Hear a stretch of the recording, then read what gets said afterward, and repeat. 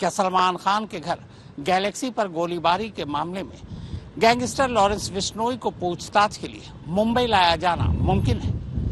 क्या लॉरेंस बिश्नोई से पूछताछ वीडियो कॉन्फ्रेंसिंग के जरिए जेल से ही हो सकती है, या फिर मुंबई की क्राइम ब्रांच की टीम खुद अहमदाबाद की साबरमती जेल जाकर लॉरेंस बिश्नोई से पूछताछ करेगी? दरअसल गृह मंत्रालय के एक आदेश के चलते फिलहाल लॉरेंस को साबरमती जेल से बाहर निकालकर पूछताछ के लिए कहीं और ले जाना मुमकिन नहीं है।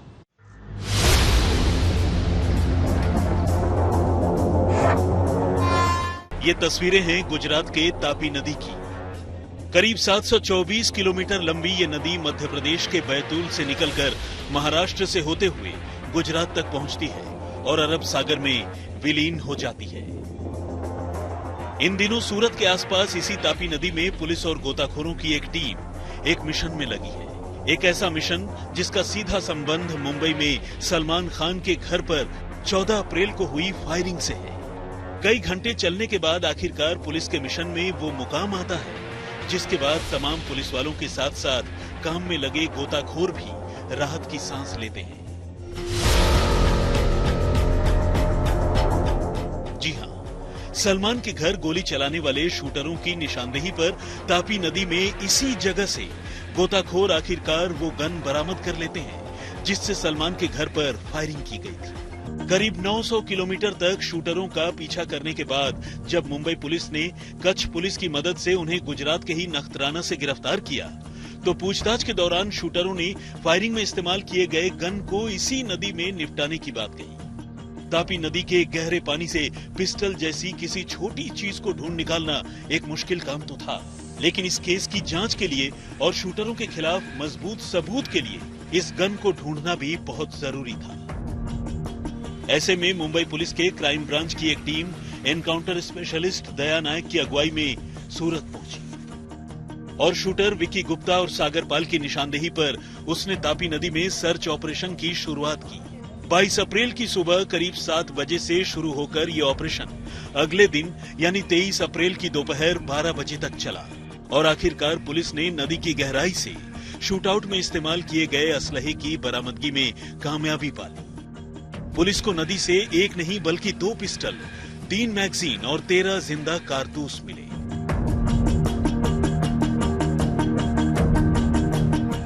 इस तलाशी अभियान के दौरान पुलिस को 22 की शाम को ही नदी से एक पिस्टल और कुछ कारतूस मिल चुके थे, जबकि दूसरे दिन यानी 23 को उसी जगह से दूसरी पिस्टल, मैगजीन और कुछ जिंदा कारतूस और मिले। पुलिस ने वारदात के फौरन बाद सलमान खान के घर के पास से कुछ बुलेट्स और गोलियों के खोखे बरामद किए थे। अब पुलिस बैलिस्टिक एक्सपर्ट्स की मदद से ये इंश्योर करने की कोशिश करेगी कि तापी नदी से बरामद किए गए दोनों पिस्टल में से आखिर किस पिस्टल से शूटरों ने सलमान के घर पर फायरिंग की। फायरिंग में वाकई नदी से बरामद 2 पिस्टलों में से किसी एक का इस्तेमाल हुआ या फिर इसकी कहानी कुछ और है।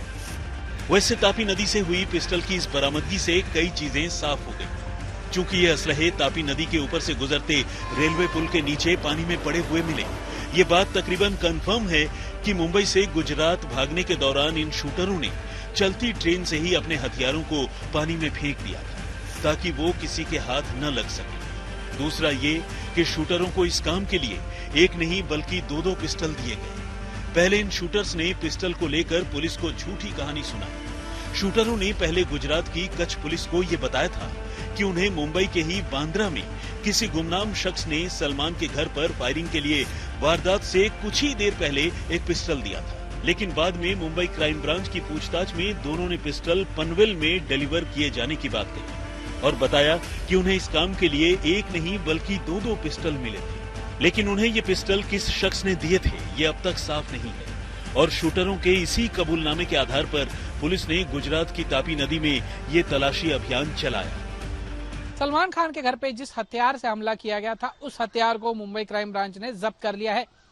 सूरत के तापी नदी में उस हथियार को सागर पाल और विकी गुप्ता ने हमला करने के बाद फेंक दिया था, जिसको 2 दिन की तलाश के बाद मुंबई क्राइम ब्रांच ने जब्त कर लिया। मुंबई क्राइम ब्रांच ने 2 पिस्टल्स के साथ 4 मैगजीन और 17 गोलियां भी बरामद की हैं। अब इन्हें फॉरेंसिक जांच के लिए भेजा जाएगा और फॉरेंसिक एक्सपर्ट्स की राय ली जाएगी। इसके साथ ही मुंबई क्राइम ब्रांच जिन लोगों ने सलमान खान के घर पे हमलावर करने वालों को लोकल सपोर्ट मुहैया कराया था, उनकी भी तलाश कर रही है। अब बात शूटआउट केस के मास्टरमाइंड लॉरेंस बिश्नोई और उसके जुर्म के तिलिस्म की। फिलहाल पुलिस ने इस मामले में गैंगस्टर लॉरेंस बिश्नोई का नाम साजिशकर्ता यानी कॉन्स्पिरेटर के तौर पर मुकदमे में शामिल किया है, जबकि लॉरेंस के अमेरिका में छुपे भाई अनमोल बिश्नोई को पुलिस ने इस केस में नामजद किया है और उसे वांटेड करार दिया है। इसी के साथ मुंबई क्राइम ब्रांच अब लॉरेंस बिश्नोई को रिमांड पर लेने की तैयारी कर रही है, ताकि इस फायरिंग की वारदात से जुड़े तमाम सवालों के जवाब ढूंढे जा सके। लॉरेंस पिछले कई सालों से सलमान खान की हत्या करने की बात कहता रहा है। वो जोधपुर में एक फिल्म की शूटिंग के दौरान सलमान खान की ओर से कथित तौर पर किए गए काले हिरणों के शिकार की वारदात के बाद से उसे धमकी दे रहा है। इसी कड़ी में जब 14 अप्रैल को सलमान के घर पर लॉरेंस गैंग से जुड़े 2 शूटरों ने फायरिंग की, तब सोशल मीडिया पर लॉरेंस के भाई अनमोल बिश्नोई ने इस वारदात की जिम्मेदारी ली। बाद में शूटरों से हुई पूछताछ में भी दोनों ने लॉरेंस गैंग से ही इस काम के लिए सुपारी मिलने की बात कबूल की, जिसके बाद मुंबई क्राइम ब्रांच ने बिश्नोई बंधुओं को इस केस में आरोपी बनाया और अब वो लॉरेंस से पूछताछ की तैयारी कर रही है।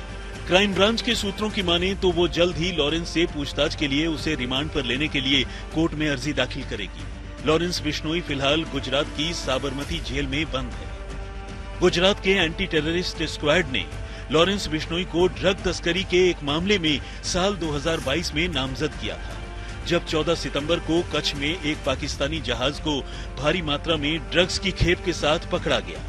पुलिस सूत्रों की माने तो ड्रग की उस खेप को भारत में मंगवाने के पीछे लॉरेंस बिश्नोई भी शामिल था। इस सिलसिले में एटीएस ने लॉरेंस से पूछताछ भी की थी, जिसके बाद उसे दिल्ली की तिहाड़ जेल से 23 अगस्त 2023 को गुजरात के साबरमती जेल में लाया गया और तब से लेकर अब तक लॉरेंस इसी साबरमती जेल में बंद है। इस तरह से देखा जाए तो लॉरेंस पर गुजरात में मुकदमा तो है ही, साबरमती जेल में उसे रखने के पीछे सुरक्षा भी एक वजह है, क्योंकि दिल्ली और पंजाब की कुछ जेलों में लॉरेंस को दुश्मन गैंगस्टर्स से जान का खतरा है, जबकि साबरमती जेल की गिनती देश की हाई सिक्योरिटी जेलों में होती है।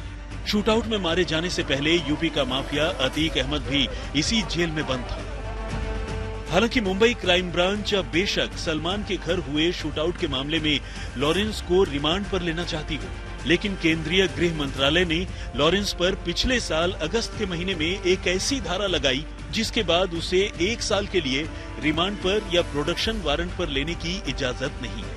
असल में 30 अगस्त 2023 को गृह मंत्रालय ने लॉरेंस पर सीआरपीसी की धारा 267(1) लागू की, जिसका मतलब उसे साबरमती जेल से बाहर निकलने से रोकना है।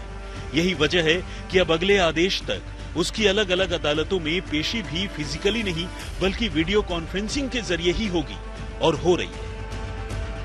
लेकिन लॉरेंस की जिंदगी भले दुश्मन गैंगस्टरों की वजह से खतरे में हो, जेल में बंद लॉरेंस का टशन कम नहीं हो रहा। वो लगातार जेल में बैठे लोगों से फोन पर बात कर रहा है, उन्हें धमका रहा है और तो और जेल में बैठे बैठे ही वो इंटरव्यू तक दे चुका है। साबरमती जेल में रहने के दौरान वहां से उसने दिल्ली के 2 बिजनेसमैन को फोन कर 2-2 करोड़ रुपए की रंगदारी मांगी थी। जेल से किए गए लॉरेंस के इस कॉल को बिजनेसमैन ने रिकॉर्ड भी कर लिया था, जिसमें लॉरेंस ये कहते सुना गया कि जिस रोज वो या उनके परिवार के लोग उसके हत्थे चढ़ गए वो उन्हें कच्चा चबा जाएगा। यहाँ तक की धमकी देते हुए लॉरेंस ने इन बिजनेसमैन को ये भी कह दिया कि वो चाहे तो उसकी यह आवाज रिकॉर्ड कर ले, उन्हें केस करने में आसानी होगी। इस मामले में दिल्ली पुलिस की स्पेशल सेल लॉरेंस बिश्नोई का वॉइस सैंपल लेना चाहती है, लेकिन फिलहाल वो संभव नहीं हुआ। फिलहाल लॉरेंस बिश्नोई पर 50 से ज्यादा आपराधिक मामले हैं, जिनमें कत्ल से लेकर कत्ल की कोशिश, रंगदारी, फिरौती, लूटपाट और दूसरे जुर्म के मामले शामिल हैं। अब मुंबई में सलमान के घर पर हुई फायरिंग में लॉरेंस का नाम सामने आया। ऐसे में अब एक बार फिर लॉरेंस की जेल बदलने की आशंका पैदा हो गई। सूरत से संजय सिंह राठौर के साथ, मुंबई से दिव्येश सिंह के साथ दीपेश त्रिपाठी, आज तक।